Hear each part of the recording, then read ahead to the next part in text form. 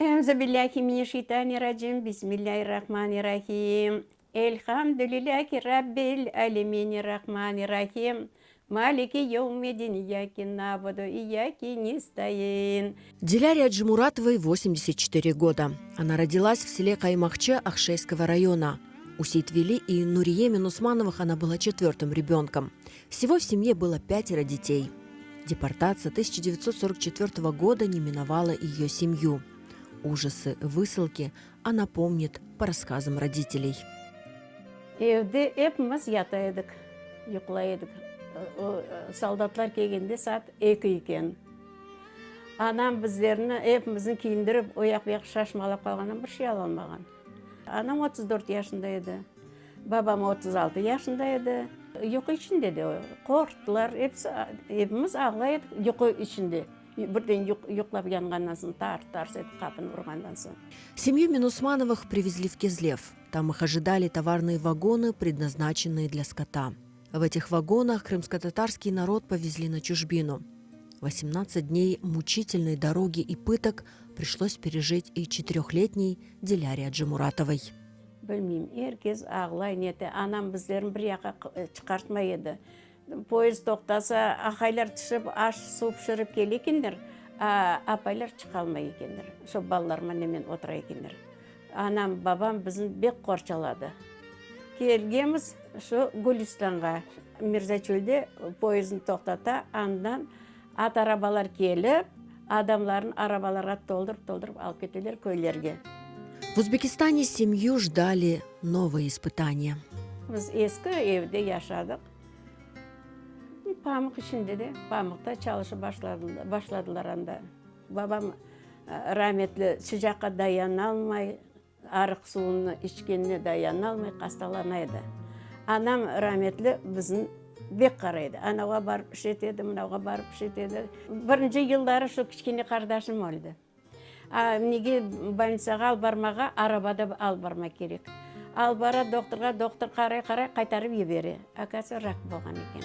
Bek çok öledi.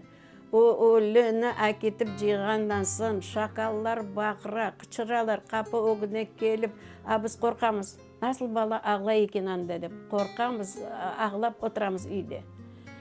Ölülerin kazıp şakallar aşay. Bek kıyın oldu, bek kıyın.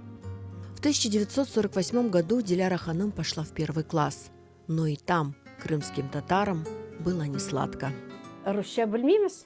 Biz oturgan yerimizde Ruslar olmadı. Rusça bilmeymiz. Men en kichkene kızlardan, men Tatar kızlarından. Menden büyük 2-3 yaşında kızlar.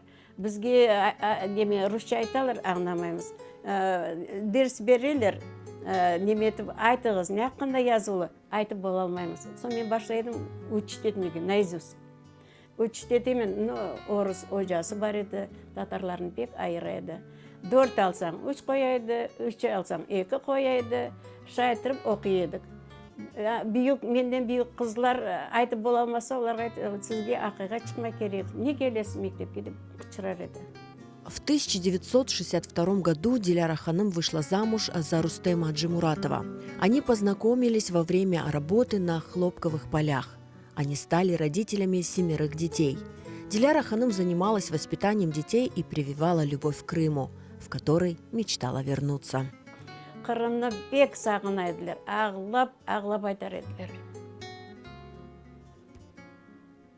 Бек әсірет болдылар Қырымға. Anam ağamman kelip ketken edi Kırım'a. Babam kele almadı. Babam hasret gitti.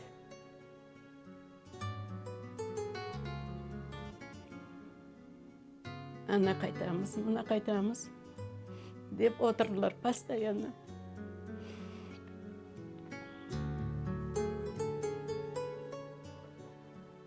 Супругу Диляры Ханым Рустему Аджимуратову тоже не суждено было вернуться на родину. Шайтырып yetişe almadı. Bek aves etti. Balların yanında baramız, torun kararımız, o eterimiz, bu eterimiz деп aves etedi. В 1994 году, спустя полвека, Диляра Аджимуратова вернулась в Крым вместе с детьми. Свои первые ощущения на родине она вспоминает с волнением и трепетом. Кырымга келгенде дерсин мен учуп кеткендей болдум. Шундай еңгілік болды маға.